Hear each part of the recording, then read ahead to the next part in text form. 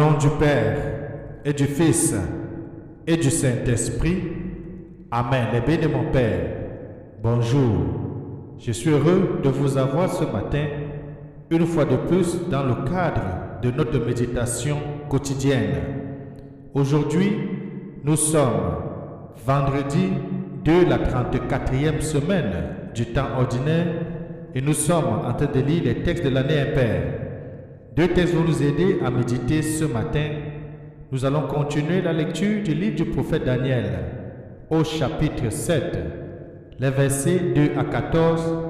Dans ce passage, Daniel va écrire dans son rêve, dans sa vision: je voyais venir avec les nuées du ciel comme un fils d'homme. Nous savons, dans les évangiles, Jésus-Christ va toujours se qualifier du fils d'homme.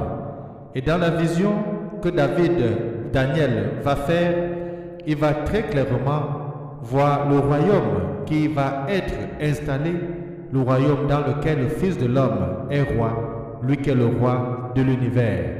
Ensuite, nous pouvons toujours continuer à chanter le cantique de Daniel chapitre 3, à lui, haute gloire, louange éternelle. Et, les bénis de mon Père, nous allons écouter l'évangile de Jésus-Christ selon Saint Luc au chapitre 21, les versets 29 à 33, dans lequel le Seigneur Jésus-Christ, dans la parabole qu'il va donner à ses disciples, dans l'enseignement qu'il va donner à ses disciples, va dire à ses disciples que lorsqu'ils verront arriver cela, lorsque les bourgeons de l'été vont commencer à sortir sur des plantes, qu'ils sachent que le royaume des cieux est proche, le royaume des cieux dans lequel lui, il est le roi et nous sommes ses sujets. Tournons nos sens à l'intérieur. Apprêtons surtout les paroles de ce matin. Familiarisons-nous, les bénis de mon Père, à la lecture de la Bible, à la lecture de la parole de Dieu tous les jours, parce que nous rencontrons Dieu justement dans cette parole-là. Bienvenue.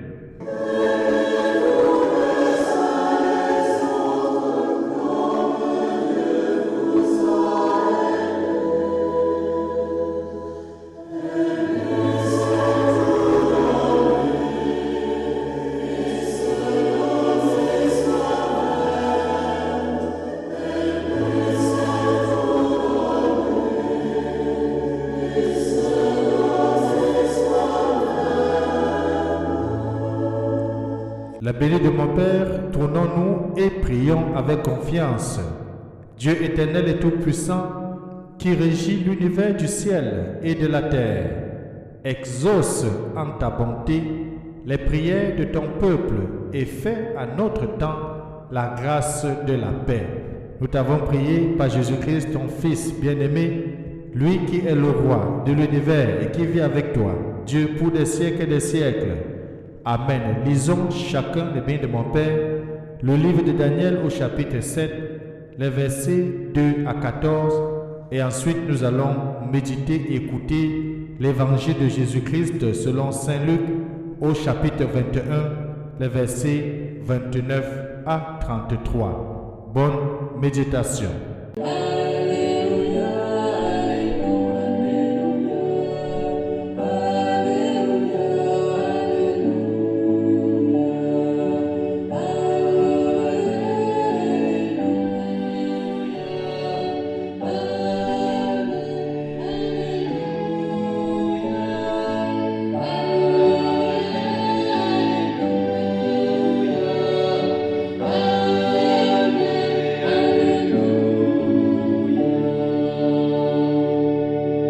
Évangile de Jésus-Christ selon Saint Luc, au chapitre 21, les versets 29 à 33. En ce temps-là, Jésus dit à ses disciples cette parabole: voyez le figuier et tous les autres arbres, regardez-les dès qu'ils bourgeonnent. Vous savez que l'été est tout proche. De même, vous aussi, lorsque vous verrez arriver cela, sachez que le royaume des cieux est proche. Amen, je vous le dis, cette génération ne passera pas sans que tout cela n'arrive. Le ciel et la terre passeront, mes paroles ne passeront pas. Acclamons la parole de Dieu.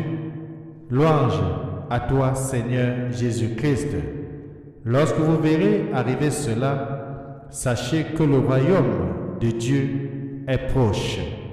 La bien de mon Père, c'est une invitation que le Seigneur donne aujourd'hui, une invitation à observer la nature, une invitation à observer tout ce qui se passe autour de nous, parce que dans la nature, Dieu se trouve. Dans la nature, nous pouvons voir Dieu. C'est d'ailleurs un grand saint de l'Église qui disait, si tu veux voir Dieu, va regarder la nature. Aujourd'hui, il prend des symboles et des signes, il prend le temps, il parle de l'été. Et ceux qui savent ce que c'est que l'été, lorsque l'été arrive dans certains pays, c'est le moment de joie. Tout le monde est joyeux parce que le soleil s'en vient, on va voir des belles fleurs, les arbres justement vont commencer à bourgeonner. Bref, c'est un moment festif. Et on peut mieux comprendre comment le Seigneur prend ce signe, ce temps, cet indicateur pour annoncer que ça sera justement le signe de l'arrivée du royaume des cieux. Et nous savons très bien que depuis dimanche dernier, lorsque nous avons célébré le Christ roi de l'univers, nous sommes toujours en train de parler du royaume, le royaume de Dieu, ce royaume dans lequel nous rencontrerons Dieu, ce royaume dans lequel nous allons vivre en communion avec le Père à travers le Fils et l'Esprit Saint. Eh bien, mon Père, c'est pour cela que Jésus, à la fin de l'Évangile, nous dit quelque chose d'intéressant. Le ciel et la terre passeront, mais les paroles de Dieu, les paroles de Jésus-Christ ne passeront jamais. Si les paroles ne passeront jamais, ça veut dire que le Christ lui-même ne passera jamais. Regardons dans le prologue de Jean, je reviens encore, Jean chapitre 1, le verset 1, on dit au commencement était la parole. La parole était Dieu, la parole était auprès de Dieu. Et Jésus dit aujourd'hui que la parole ne passera jamais. Si cette parole était Dieu et qu'elle était assise à côté de Dieu et que tout était fait par la parole et que tout était créé pour la parole et que rien n'a été fait sans la parole, nous comprenons que le Christ est fait pour l'éternité. Le Christ est là pour vivre pour toujours. D'ailleurs, il est ressuscité d'entre les morts et il est éternellement vivant. Nous aussi, les bénis de mon Père, si nous entrons dans la communion de vie avec le Christ, si nous vivons notre baptême, parce que par notre baptême, chacun et chacune, nous avons été incorporés à Jésus-Christ.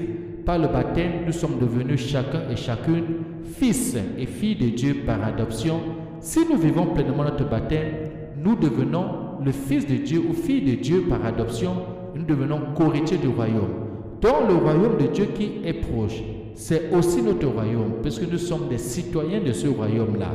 Et on peut mieux comprendre et voir que c'est une réalité lorsque nous relisons bien la première lecture, le livre du prophète Daniel, et que nous essayons de comprendre la vision dont il a fait. À la fin de ce texte, il dit quelque chose de beau, quelque chose de merveilleux. Je regardais au cours des visions de la nuit, et je voyais venir avec les nuées du ciel comme un fils d'homme. Il parle d'un fils d'homme. Et Jésus dans l'évangile va passer tout son temps à se présenter comme le fils d'homme. Et lorsque Jésus sera élevé au ciel, si nous allons lire Matthieu chapitre 28, à partir du verset 18 à 20, on va dire après avoir soufflé sur ses disciples, leur dit d'aller dans le monde entier, faire des disciples, annoncer la bonne nouvelle, il va s'élever dans les nuées.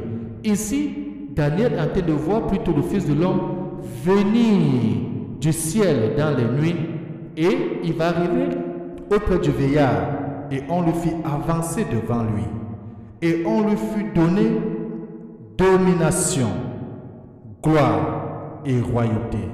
Tous les peuples, toutes les nations et les gens de toutes langues le serviront.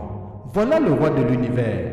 Voilà un complément à ce que nous avons vu dimanche dernier, où nous comprenons bien que c'est vraiment le Fils de l'homme qui est le roi de l'univers.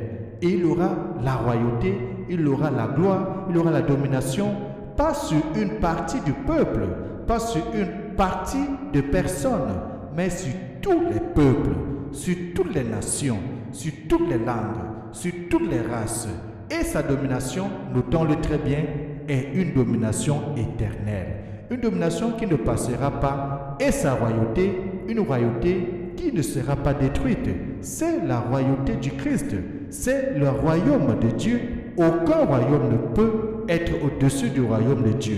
La bénédiction de mon Père, ça nous donne donc la joie, ça nous donne le frémissement de faire tout et tout ce que nous pouvons faire dans notre vie, tout ce que nous pouvons faire dans notre possibilité pour être justement citoyens de ce royaume qui ne sera jamais détruit, ce royaume qui a une domination éternelle. Donc si nous sommes citoyens de ce royaume, nous sommes aussi citoyens pour la vie éternelle. Et c'est ce que le Christ nous a promis. Je m'en vais vers mon Père pour vous apprêter une place, pour que là où je suis, vous aussi vous y serez.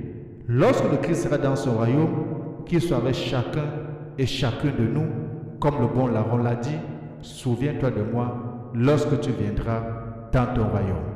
Que le Seigneur nous aide donc à rester fidèles, que le Seigneur nous donne la grâce d'appartenir à ce royaume et qu'il nous protège face à toute adversité et qu'il nous bénisse et nous garde, lui qui est Père, Fils et Saint-Esprit. Amen. Bonne journée.